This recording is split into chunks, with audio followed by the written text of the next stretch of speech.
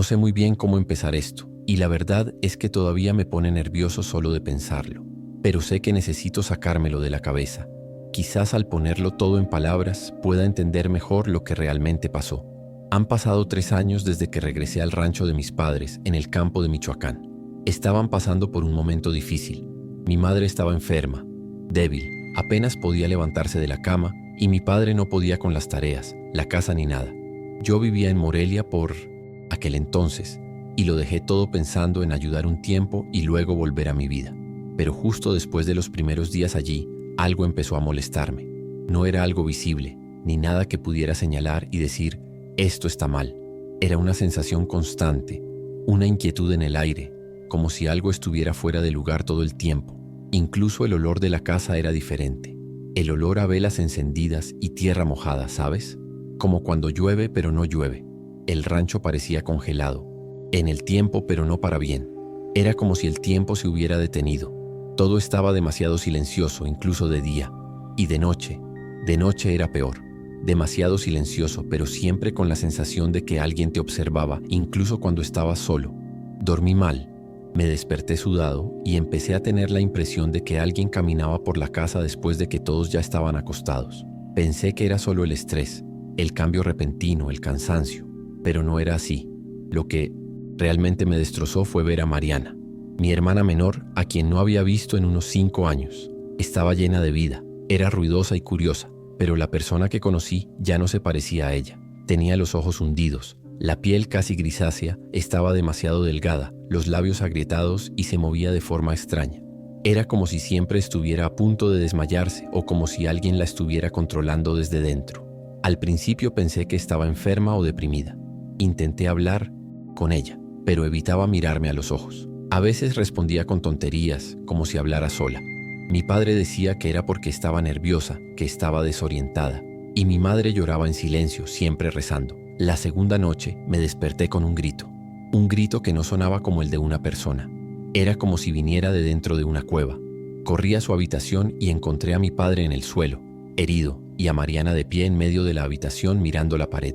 Susurraba una secuencia de sonidos que no formaban palabras familiares.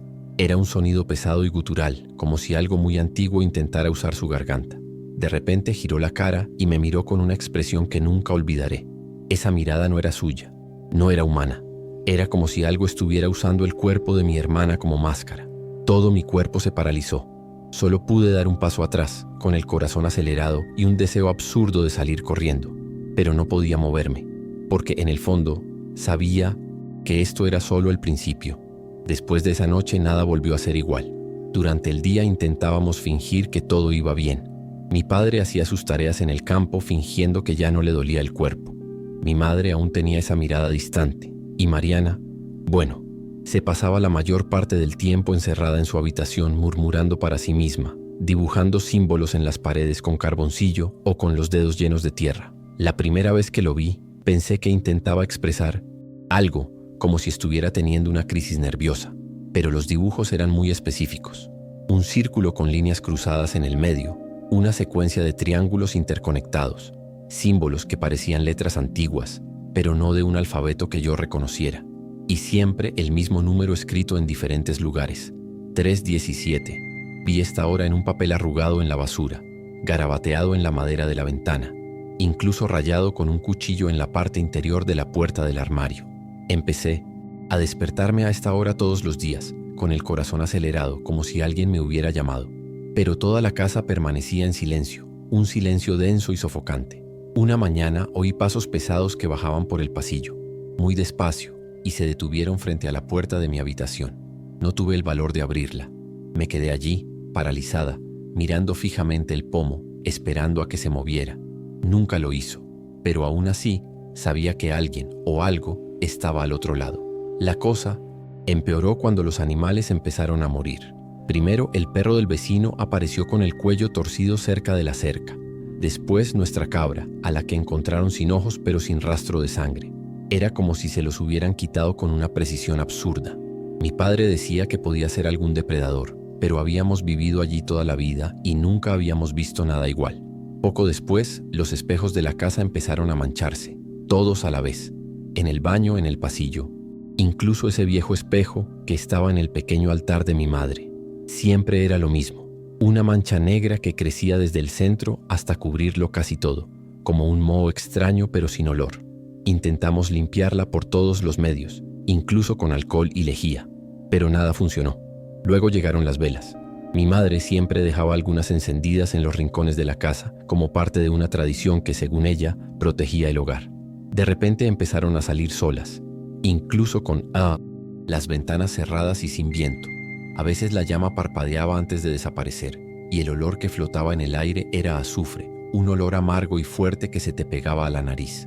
Más de una noche oí objetos moviéndose solos. Un taburete se cayó de la nada. Un plato explotó dentro del armario sin que nadie lo tocara. Y lo más extraño, sombras. Empecé a ver sombras cruzando el patio. No eran personas, eran formas, rápidas, retorcidas, a veces demasiado bajas para ser humanas. Mi padre dijo que era cansancio, que estaba agobiado, pero evitaba mirarme a los ojos al decir esto, y yo sabía que él también lo veía. Hubo una noche en particular que jamás olvidaré. Me desperté a las 3:17 de la mañana con la sensación de que alguien estaba sentado a los pies de mi cama.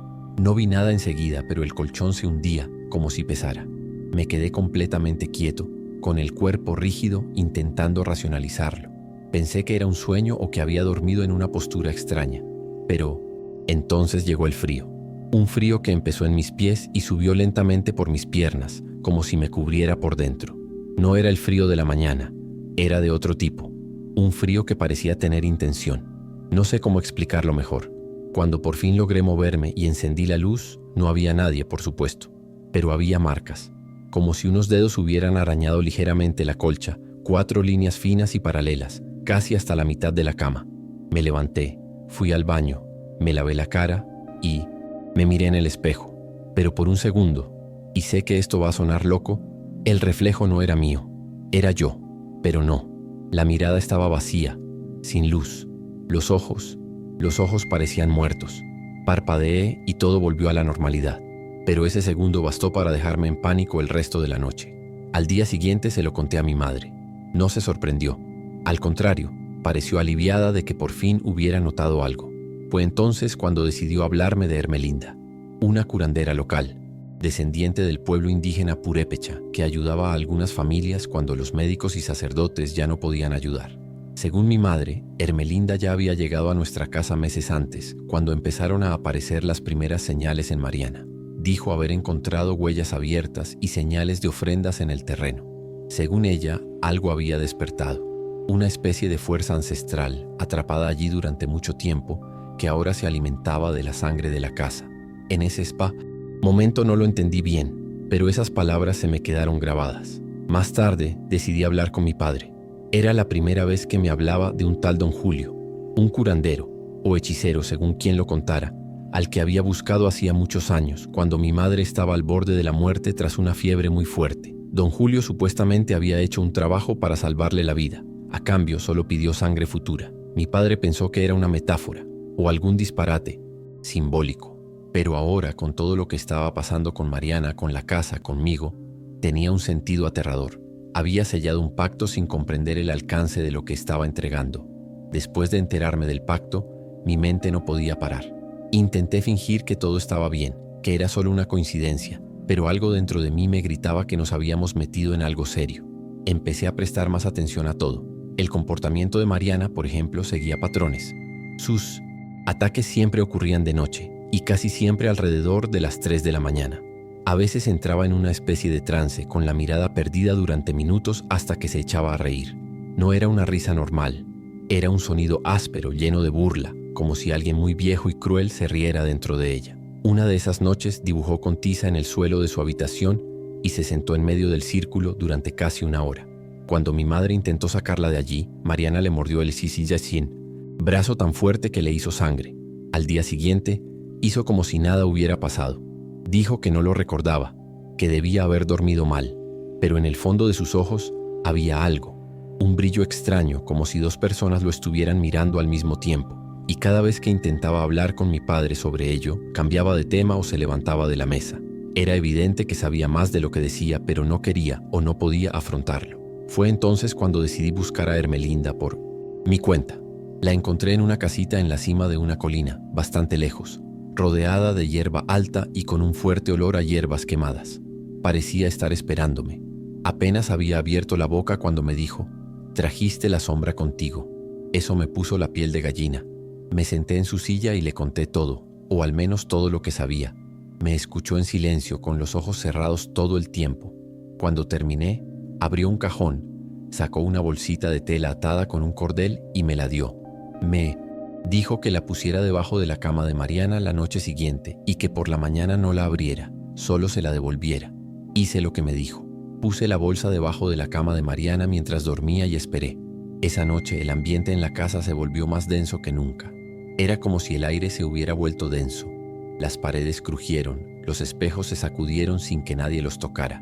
A las 3:17 de la mañana, Mariana empezó a gritar con una voz que jamás había oído salir de la boca de nadie. Era un sonido que parecía provenir de las profundidades de la tierra. Se retorcía en la cama, con los ojos en blanco y el cuerpo temblando. Al detenerse se desmayó, y la habitación quedó en silencio. Al día siguiente le devolví la bolsa a Ermelinda. La abrió con cuidado y sacó un mechón de pelo de Mariana, uno de mis dientes de leche y un pequeño hueso quemado. Me miró y dijo: «Esto no es de la niña. Esto lo puso alguien que se lo dio». Después de eso ya no pude dormir bien. Era como si, ahora que sabía lo que estaba en juego, algo se hubiera vuelto hacia mí. Ermelinda dijo que la entidad, como ella la llamaba, no era un espíritu común. Habló de cosas antiguas, el poder de la tierra y bajo las raíces. Dijo que cuando alguien hace un pacto así, con elementos enterrados y sangre de por medio, se crea un vínculo profundo, casi imposible de romper, y que en este caso la entidad se había alimentado durante años en silencio. Cuando le pregunté si aún estaba a tiempo de parar, respondió que el precio ya era alto y que el tiempo de la sangre estaba llegando a su fin. Regresé a casa con la cabeza hirviendo. Durante la semana siguiente comencé a sentir una presencia constante, incluso durante el día. Una sensación de que alguien caminaba justo detrás de mí. A veces giraba la cabeza pensando que alguien me iba a tocar el hombro. Otras veces oía mi nombre muy suavemente, como si alguien me hubiera susurrado al oído: «Miguel», pero estaba solo. Y donde quiera que estuviera, dentro de la casa, en el campo, en el cobertizo, la sensación siempre era la misma. Como si mis pasos fueran imitados un segundo después. Como si mi sombra no fuera solo mía. Las manifestaciones comenzaron a centrarse directamente en mí. Una noche me desperté con la garganta seca. Fui a la cocina a buscar agua y al caminar por el pasillo, vi una figura al final. Estaba oscura, quieta, casi fundida con la pared, pero pude ver que tenía forma. Lo peor fue darme cuenta de que no se la movía hasta que encendí la luz. En ese momento se giró lentamente. No tenía rostro. Era solo una masa oscura con los contornos de una cabeza y brazos. Retrocedí un paso y parpadeé. Cuando abrí los ojos ya no había nada. Pero el aire era frío, como si hubiera una puerta abierta al exterior. Corrí a mi habitación, cerré la puerta con llave y me senté en la cama hasta el amanecer. Al día siguiente decidí registrar el patio. Por alguna razón que no puedo explicar, fui directo a un viejo árbol, que siempre había estado cerca de la cerca de piedra. Cavé allí con las manos, como si algo me empujara, y lo encontré. Una muñeca de tela gruesa cubierta de cera y con clavos en la cara. Dentro, envuelta en plástico, había fotos de nuestra familia. Fotos antiguas. Una de Mariana a los 6 años. Una mía de la escuela. Y una de mis padres en nuestra boda. Junto a las fotos había una pequeña cruz ennegrecida y un papel con algo escrito en un idioma que nunca había visto. En ese momento, no pude ni pensar. Se lo llevé a Ermelinda enseguida. Y ella lo confirmó. La obra seguía vigente. El pacto seguía vivo. Ermelinda dijo que esto era solo la punta del iceberg, que la muñeca enterrada era un ancla, uno de los elementos que mantenía el vínculo entre la entidad y nuestra familia. Explicó que el pacto hecho por mi padre no era solo simbólico. Había ofrecido sangre futura, lo cual tenía un enorme peso espiritual. Esto le permitía a la entidad tener acceso no solo a la persona que hacía el pacto, sino a todos sus descendientes. La fuerza que actuaba ahora, según ella, ya no dependía de don Julio. Había desarrollado voluntad propia. Era como un animal que una vez alimentado empieza a cazar por sí solo. Ermelinda sugirió realizar un corte de sombra, un ritual para separar mi energía vital de las huellas que dejé en los lugares donde fui marcado. Era la única manera de romper el vínculo sin que nadie muriera. Pero el ritual requería un lugar donde nunca hubiera estado, un espacio virgen, sin rastros míos. Sugirió una cueva aislada, en una región sagrada, donde se cruzaban 3 canales subterráneos. Dijo que este era un punto de intersección entre mundos y que allí el ritual tendría más posibilidades de funcionar. Era peligroso, pues requería ayuno, silencio y resistencia física. Pero no lo dudé. Sabía que si esperaba más, algo mucho peor sucedería. El día señalado salimos antes del amanecer. Fui con Ermelinda y un tal don Aurelio, un curandero de Apatzingán, en quien ella confiaba. El camino a la cueva era difícil, con senderos estrechos, lodo y piedras sueltas. Tardamos casi 2 horas en subir. Al llegar permanecí en silencio unos minutos, intentando comprender el lugar. La entrada estaba cubierta de raíces y el interior olía fuertemente a hierro y tierra mojada. Ermelinda me pidió que me quitara todo lo metálico, incluso el botón del pantalón. Dijeron que necesitaba estar espiritualmente desnudo. Entré con una vela en cada mano y una tira de tela blanca atada sobre los ojos. Me indicaron que caminara hasta el centro y me sentara. Y entonces empezó. Al principio todo parecía normal. Silencio, frío y el corazón me latía con fuerza. Pero después de unos minutos empezaron las voces. Al principio bajas, susurros. Luego gritaron. Me llamaron por mi nombre. Decían cosas que solo yo sabía. Repetían frases de mi infancia, detalles de mi vida que nadie allí podía saber. Empecé a sudar, a temblar, a sentirme fuera de mí. Hubo un momento en que estuve seguro de que no saldría vivo de allí. Me vi sentado y de pie al mismo tiempo, como si estuviera en 2 lugares a la vez. Era como si la entidad intentara jalarme de vuelta, como si se negara a ser cortado. No sé exactamente cuánto tiempo estuve dentro de esa cueva. Ermelinda había dicho que el tiempo espiritual no pasa como el nuestro, y en ese momento comprendí a qué se refería. A veces parecía que habían pasado horas, otras veces parecían solo unos minutos, pero lo que experimenté allí no se puede medir con un reloj. Las visiones empeoraron. Vi mi propio cuerpo siendo arrastrado por algo que no podía ver. Vi a Mariana, una niña atrapada dentro de un espejo, golpeándose las manos y gritando pidiendo ayuda. Vi a mi padre cavando algo que parecía una vieja cuna en medio del bosque con sus propias manos manchadas de sangre. Vi a mi madre siendo arrastrada por algo que salía de la tierra. Y lo peor, me vi a mí misma mayor, con los ojos oscurecidos, parada frente al rancho, sonriendo mientras la casa se incendiaba. Sabía que esas visiones no eran reales, pero al mismo tiempo sentía que eran posibles, que este era el destino tratando de manifestarse si el vínculo no se rompía, y no podía moverme. Temblaba, atrapado en ese estado entre lo mío y lo que me seguía, hasta que de repente todo quedó en silencio, un silencio absoluto. La temperatura bajó de forma absurda, y entonces sentí un dolor agudo, como si algo me hubiera arrancado de mí mismo. Fue don Aurelio quien me sacó de la cueva. Estaba débil, me temblaban las manos y tenía la boca seca. Cuando logré abrir los ojos, me di cuenta de que tenía sangre en la cara, pero no sabía de dónde venía. Ermelinda dijo que el ritual había funcionado, pero que no había sido un corte limpio. Dijo que la entidad no quería dejarme, que algo en mí aún la atraía. Quedaste profundamente marcada, dijo, y esas marcas no se quitan con fuego ni oración. Caminamos a casa en silencio. En el camino noté que el cielo estaba extraño. Las nubes parecían pesadas, pero no llovía, y los pájaros no cantaban. Era como si el mundo a nuestro alrededor esperara algo. Cuando llegamos, la casa estaba vacía. Mis padres habían ido con Mariana al pueblo a buscar medicinas. Me quedé sola. Me tomé el tiempo para lavarme la cara, quitarme la ropa sudada e intentar recomponerme. Pero en cuanto entré a mi habitación, me di cuenta de que algo andaba mal. Había un olor a tierra recién excavada en el aire, y en el centro de la habitación, justo encima de la colcha, había un círculo de sal gruesa con cenizas en el centro. En el centro, una vela que se había derretido por completo, aunque nunca la había encendido. La llama, de alguna manera, ya estaba allí. Esa vela derretida era lo que más me molestaba, no por el objeto en sí, sino porque sabía lo que significaba.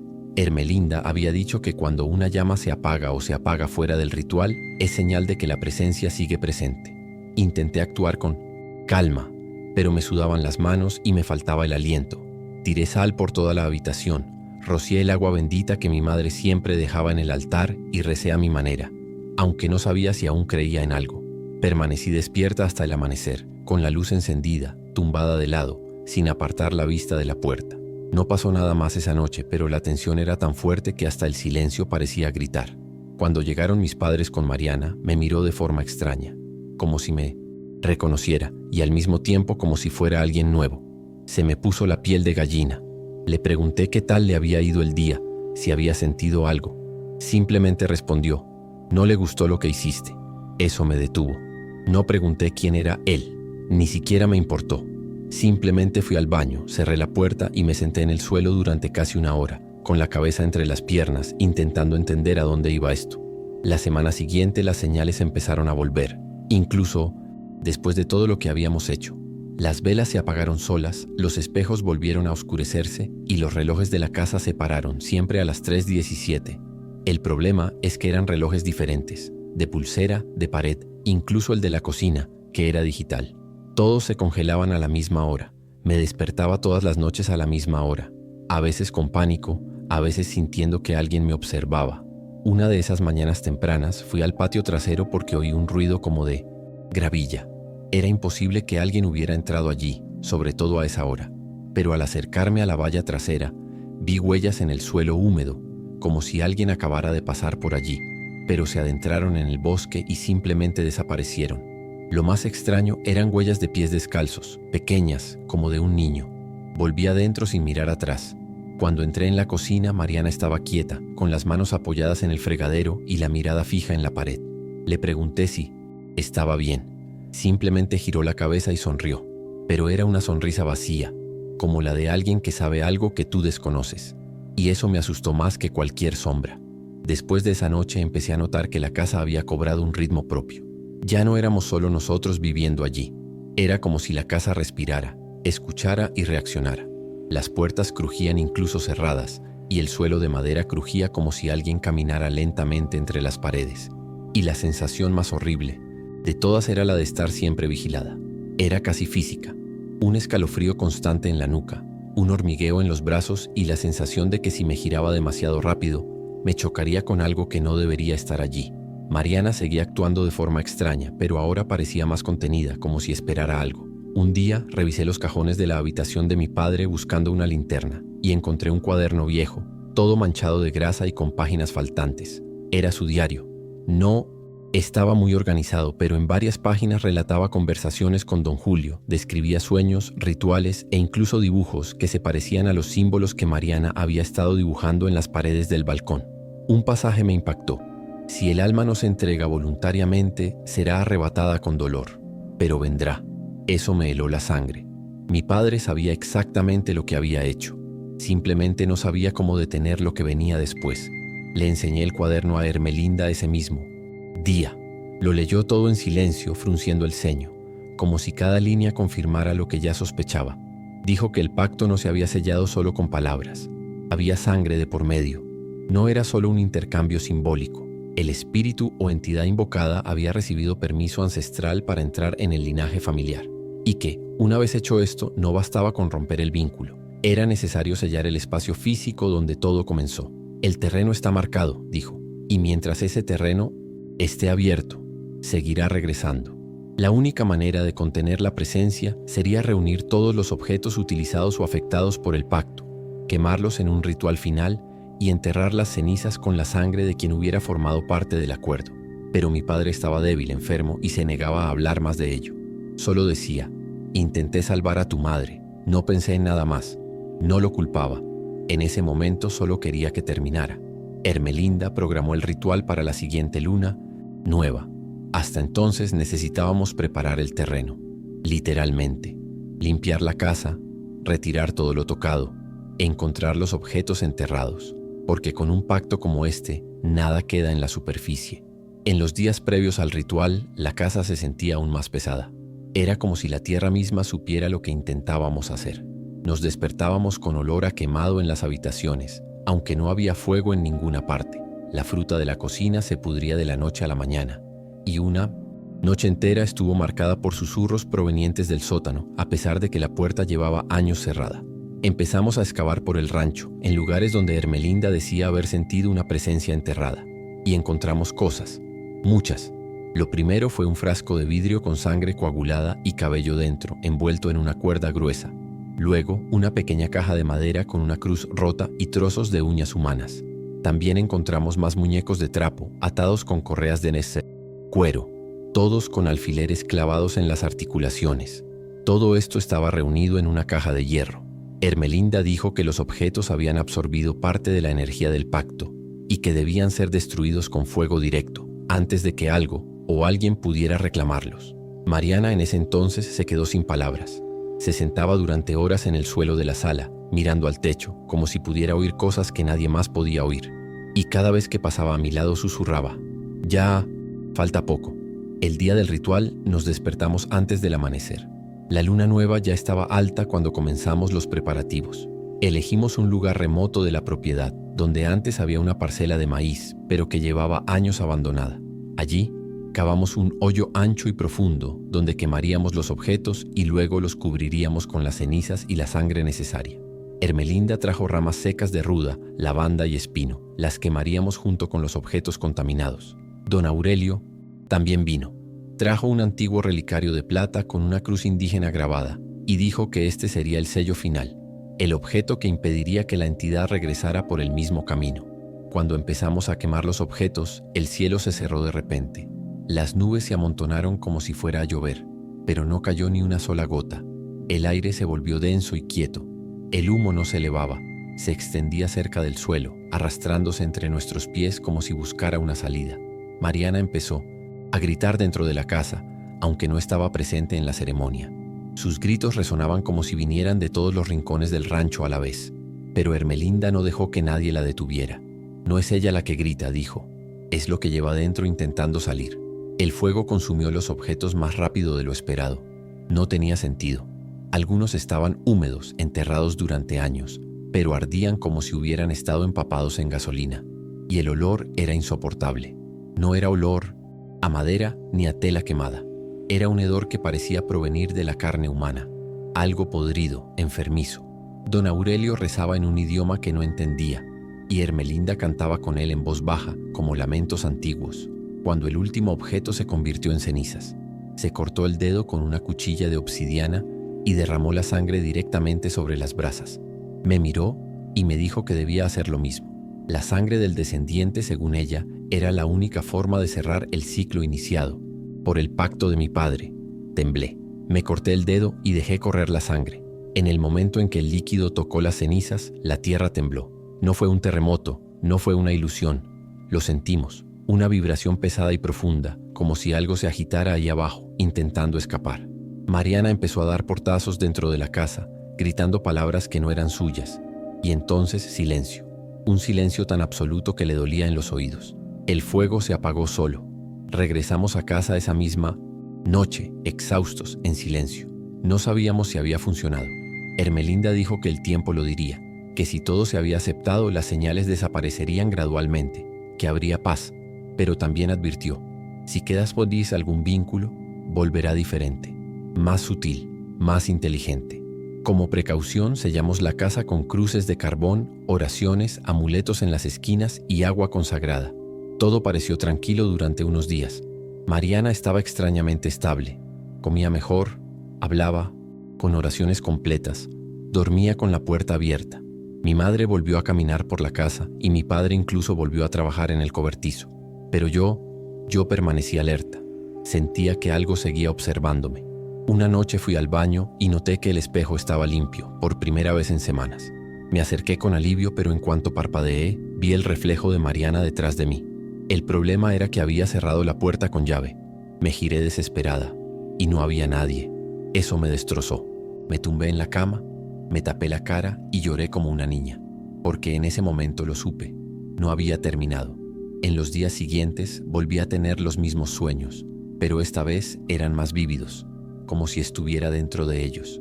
Soñé con la casa en ruinas, con la tierra del patio agrietándose como si algo intentara salir de debajo. Una de esas noches vi a mi padre caminando desnudo por el campo, con los ojos blancos, llevando una rama seca en las manos. En el sueño se detuvo, clavó las rama en la tierra y murmuró: «Ya está apagada». Me desperté sudando con la almohada empapada. Cuando fui a ver cómo estaba, encontré a mi padre durmiendo profundamente en la hamaca del porche, pero con los pies sucios de barro fresco. Tenía las plantas de los pies arañadas por algo, finas líneas que formaban una espiral. Lo miré fijamente durante minutos, sin atreverme a despertarlo. Y la verdad es que empecé a preguntarme si el pacto realmente lo había hecho él, o si había sido guiado por algo superior, algo que lo usaba como canal, porque su rostro, incluso dormido, ya no era el mismo. Estaba demasiado tranquilo, como si por fin hubiera cumplido algo que debía desde hacía mucho tiempo. Una tarde, encontré a Ermelinda sentada en el patio trasero, en silencio, contemplando la puesta de sol. Cuando me acerqué, habló antes de que pudiera abrir la boca. No se fue, simplemente se quedó en silencio. Lo dijo sin miedo, sin emoción, como si dijera que mañana llovería. Le pregunté qué quería decir, y me explicó que la entidad, al ser retirada de la casa, podía haberse adherido a otro lugar o a otra persona, que a veces estas fuerzas ancestrales no desaparecen, simplemente cambian de forma, y que si el vínculo original no se deshace por completo, puede permanecer latente durante años antes de despertar. Confieso que esto me dejó completamente devastado. Le pregunté qué podíamos hacer ahora. Simplemente respondió: esperar, observar, y nunca le des la espalda a lo que vino de la tierra. Me quedé allí, mirando el horizonte con ella, y me di cuenta de que ese era el verdadero problema. Nos habíamos metido en algo que desconocíamos. Nos habíamos convertido en parte de un juego cuyas reglas nadie entendía. Y ahora lo único que podíamos hacer era esperar que no nos arrojaran de nuevo al tablero. Pasaron las semanas. Todo parecía volver a la normalidad. Mariana ya podía hablar, comer en la mesa con nosotros, e incluso retomó algunas viejas costumbres como cuidar las plantas del balcón. Pero algo me inquietaba profundamente. Seguía caminando con pasos demasiado silenciosos. A veces la encontraba de pie en medio de la casa, con la mirada perdida en algún rincón vacío, sin pestañear. Cuando la llamaba tardaba segundos en responder, como si volviera de un lugar lejano. Una mañana vi que había dibujado un carboncillo en la pared de su habitación. Era el mismo símbolo que aparecía en el cuaderno de mi padre, un círculo dividido en 4, con una línea que lo cortaba verticalmente por la mitad. Le pregunté qué era, y me respondió como si fuera la cosa más obvia del mundo: es para que sepa que seguimos aquí. En ese momento se me revolvió el estómago. No dije nada, simplemente salí de la habitación con las piernas temblorosas y cerré la puerta tras de mí. Esa noche me senté con Ermelinda y le pregunté sin rodeos: ¿pudo haber sido ella desde el principio? Y su respuesta fue peor que cualquier grito o lamento. Quedó marcada incluso antes de mí siento nacer. Después de eso comencé a observar todo a mi alrededor con otros ojos.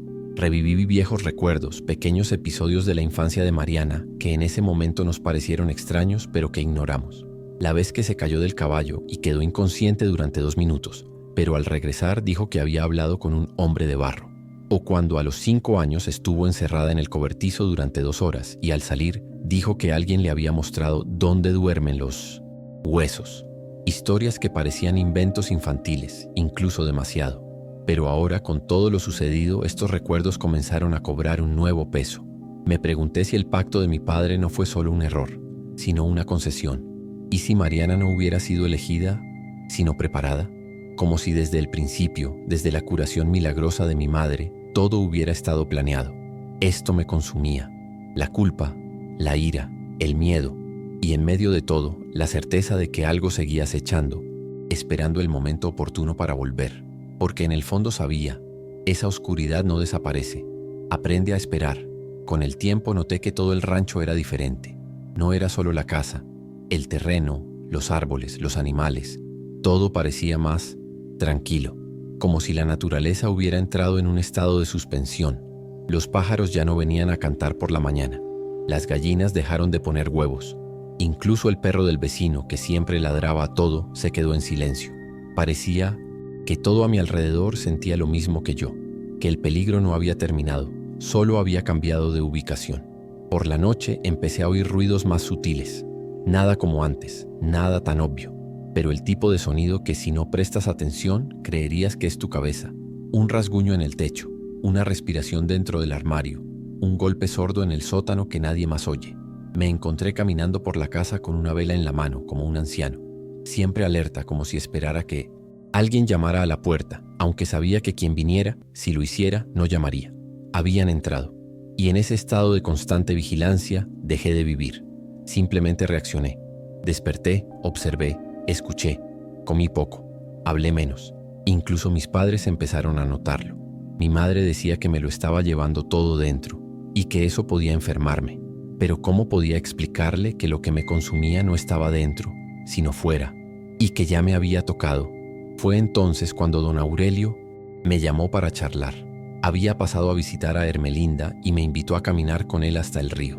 En el camino habló poco. Solo cuando nos detuvimos a la orilla del agua me dijo: «Sabes que esto no termina con un ritual, ¿verdad?». Guardé silencio, continuó. «Puede que la entidad haya sido sellada. Puede que haya perdido el acceso directo, pero no fue destruida. Y te vio». Eso me martilleaba la cabeza. Te vio. Regresé a casa sintiendo que algo en mí ya estaba comprometido. Que aunque Mariana era el centro de todo, ahora yo también estaba marcado. Y tal vez esto venía sucediendo desde que regresé al rancho. Tal vez el simple hecho de haber pisado allí después de tanto tiempo fuera suficiente. O tal vez la entidad ya me había estado rodeando antes, esperando el momento oportuno. Esa noche tuve un sueño. Estaba en medio de la plantación, rodeado de figuras encapuchadas, todas señalándome. Pero lo que más me aterrorizó fue darme cuenta de que uno de ellos era yo, pero con la cara deformada como si la hubieran corroído por dentro. Desperté con sabor a tierra en la boca. Después de ese sueño las cosas cambiaron. No en el rancho, sino en mi cabeza. Era como si una parte de mí se hubiera separado del resto. Empecé a perder la noción del tiempo. A veces me despertaba sin saber si era de mañana o de noche. Tenía lapsus de memoria. Cosas sencillas, como guardar un vaso y luego no recordar dónde. O olvidar si había alimentado a los animales, aunque el comedero ya estaba lleno. A veces me sentía como si estuviera fuera de mi cuerpo, viendo las cosas desde fuera, como si fuera un espectador de mi propia vida. Un día entré al cuarto de Mariana para preguntarle algo trivial, no recuerdo qué, y la encontré con las manos sucias de tierra, esparciendo ceniza en círculos sobre el piso de madera. Cuando me vio, simplemente dijo: «No le gusta que lo olviden». No pregunté quién, no quería saberlo. Salí del lugar, cerré la puerta y respiré hondo. Pero ese olor, el mismo olor de la cueva, a sangre seca y lodo. Regresé a mi habitación y me quedé allí tumbado, mirando al techo, intentando recordar cuándo había empezado a aceptar esto como parte de mi rutina. Lo peor no era el miedo. Lo peor era la familiaridad con el miedo. Unos días después recibí una visita inesperada. El cura del pueblo. Un hombre tranquilo de ojos hundidos, siempre se había mantenido alejado de nuestra familia desde que la salud de mi madre se deterioró años atrás. Me pareció extraño que apareciera ahora sin avisar. Dijo que se había enterado de los últimos acontecimientos y quería saber cómo estábamos. Habló poco, recorrió las habitaciones en silencio, murmurando oraciones que no reconocí.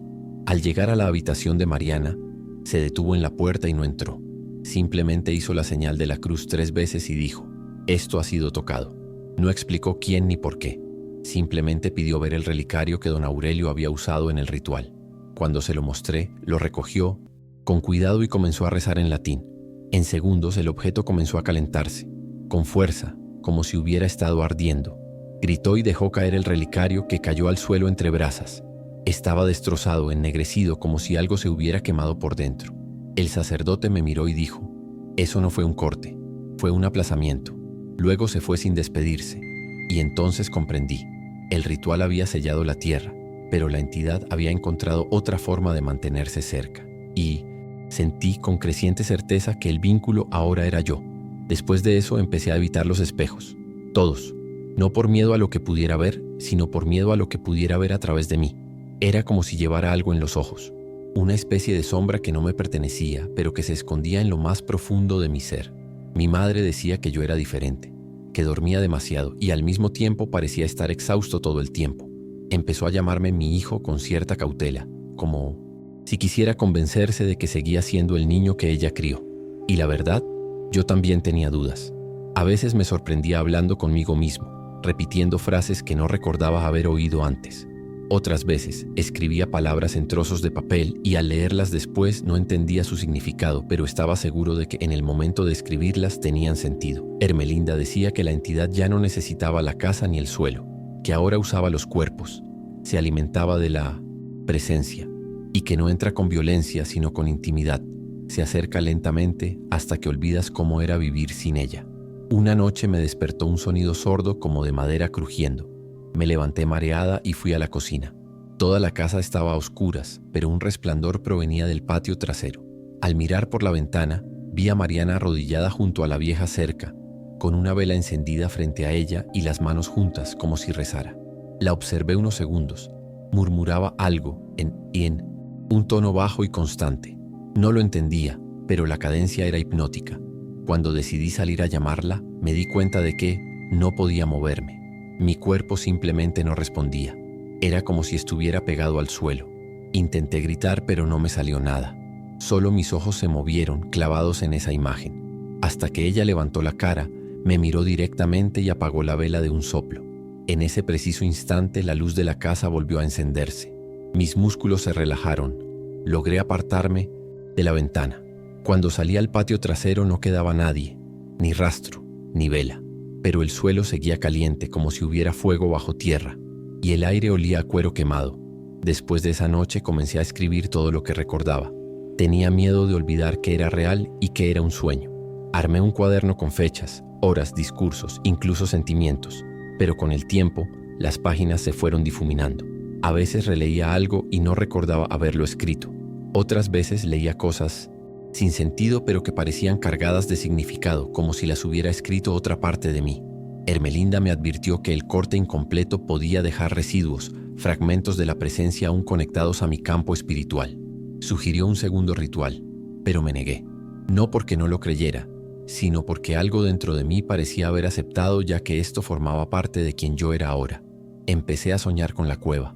En el sueño volví allí sola, pero esta vez ahondaba mucho más.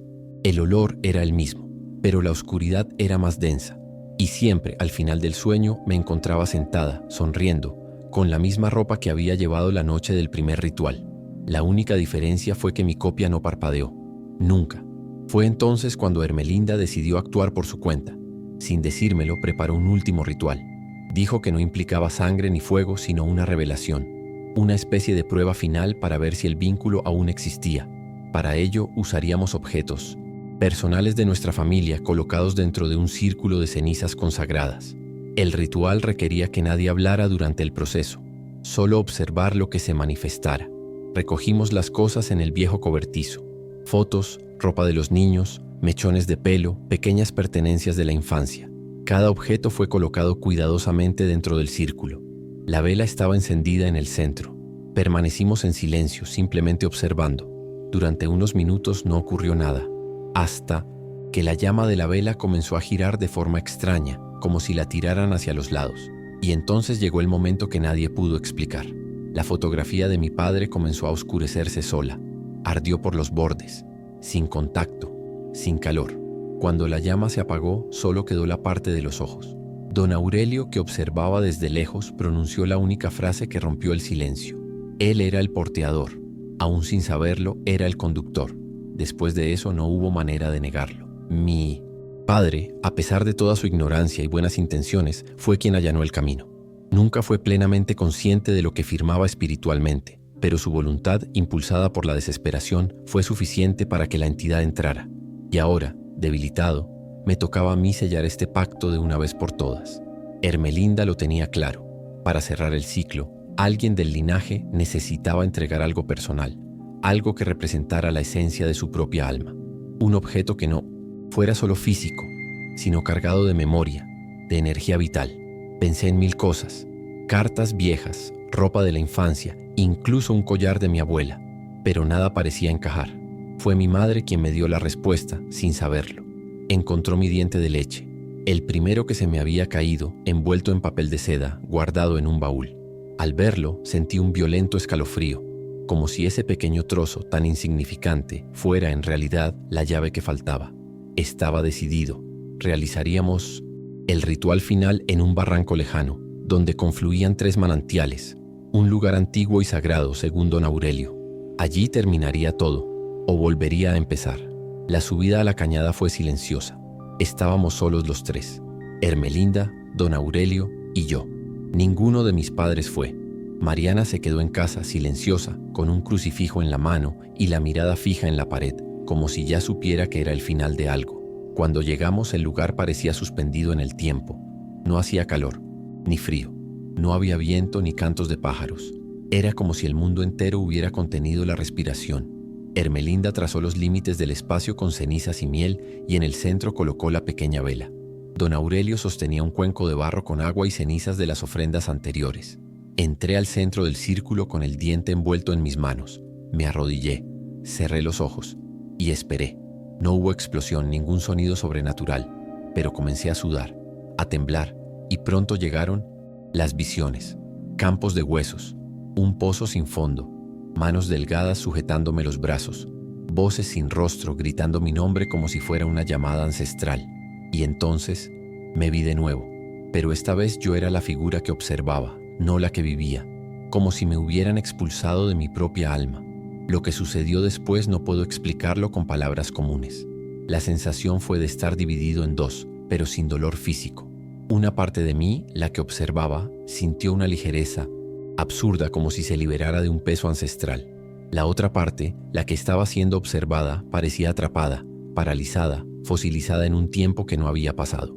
Don Aurelio comenzó a cantar palabras que sonaban como viento entre hojas secas, y Ermelinda me roció la espalda con agua del cuenco, murmurando suaves oraciones. En algún momento sentí la presencia, no con los ojos, no con los oídos, sino con todo mi cuerpo.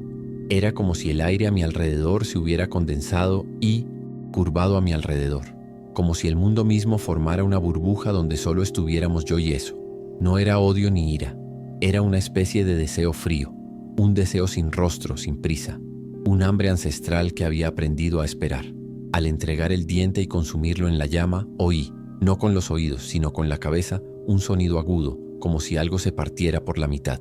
Y en ese mismo instante, el viento sopló por primera vez, fuerte, rápido, y la vela se apagó.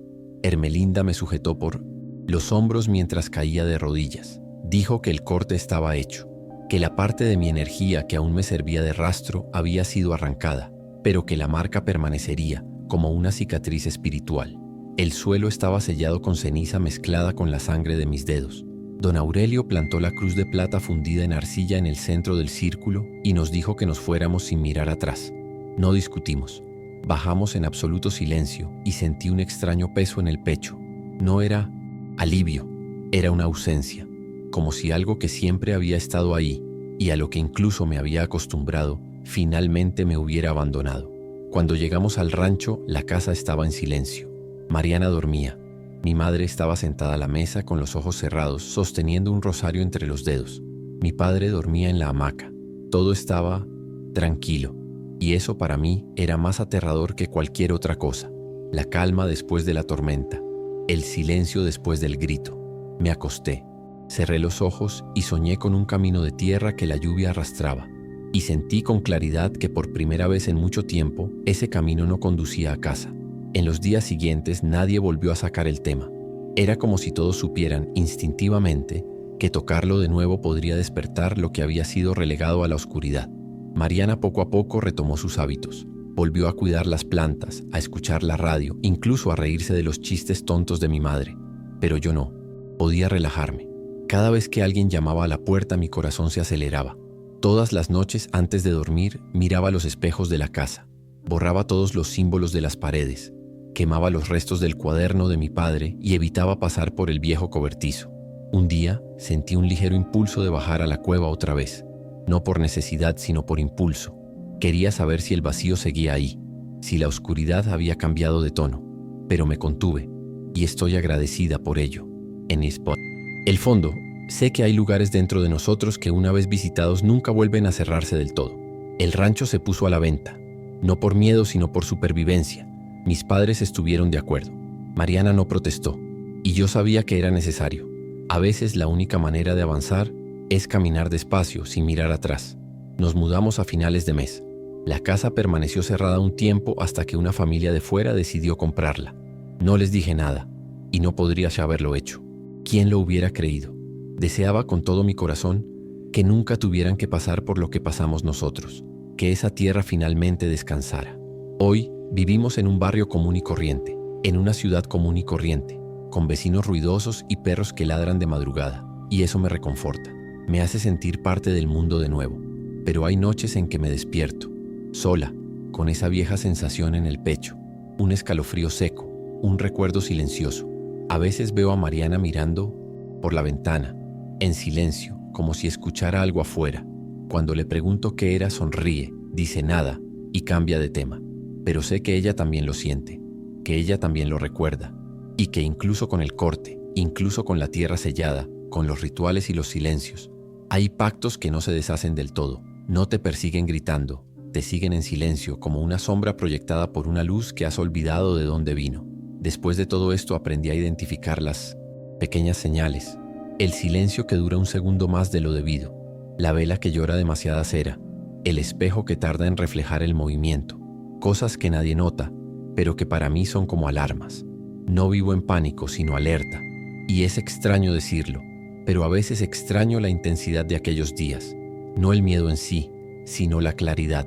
Cuando estás al borde de lo inexplicable, todo cobra forma, las decisiones, las miradas, los susurros, la vida cotidiana, con sus horarios y facturas, parece mucho más confusa que cualquier entidad en el mundo espiritual. Al menos allí, en la oscuridad sabía que me perseguía. Aquí afuera, no siempre. Es como si el terror hubiera cambiado de forma. Ahora viste traje, estrecha manos, sonríe en las redes sociales. Y sin embargo, en las primeras horas de la mañana, cuando el mundo duerme, todavía siento que algo me observa. No sé si es un recuerdo, paranoia, o si la cosa está realmente ahí, en el rincón oscuro de la habitación respirando, conmigo. El otro día fui a una feria de antigüedades. Vi a un hombre que vendía objetos rituales, incienso, medallas antiguas, cosas que parecían haber sido robadas de tiempos inmemoriales. Me acerqué por curiosidad y me miró con extrañeza. No era sorpresa ni compasión, era reconocimiento, como si pudiera ver dentro de mí. No dije una palabra, pero señaló un pequeño colgante de madera tallada con un símbolo que había visto en las paredes del rancho, en los dibujos de Mariana, en mis sueños, un círculo con 3 líneas verticales que lo atravesaban. Este no está a la venta, dijo. Solo encuentra a quien lo necesita. Sonreí, le di las gracias y me fui. Pero esa frase me acompañó durante días, porque en ese momento lo supe con certeza. No importa dónde vayas ni cuánto tiempo pase, ciertas marcas nunca se borran. Y ciertas cosas, las que realmente te tocan el alma, nunca te olvidan. Simplemente cambian de lugar y esperan. La vida siguió. Trabajo, facturas, el médico, el supermercado. La rutina hace que parezca que nada de eso sucedió realmente, pero solo hace falta un detalle fuera de lugar para recordármelo. Un día, me desperté con el sonido de un cristal rompiéndose en la cocina. Era solo un vaso que se había resbalado del escurridor, pero en ese momento todo mi cuerpo se paralizó. Me quedé quieta unos segundos como si estuviera de vuelta en el rancho. A veces es un olor, otras veces es una hora. Las 3:17 de la mañana. Siempre ese número. He intentado racionalizar, dar explicaciones lógicas, decirme que es solo un trauma, memoria muscular, algo mental. Pero el cuerpo no miente. El cuerpo recuerda y el cuerpo reacciona. Mariana también carga con esto. Nunca hablamos de ello, pero hay una complicidad silenciosa. A veces me mira con esa mirada de quien ha visto más de lo que debería, y lo entiendo sin necesidad de palabras. Porque hay cosas que no se pueden explicar, hay cosas que solo se pueden sentir, y las sentimos. Aún así, nunca volví al rancho.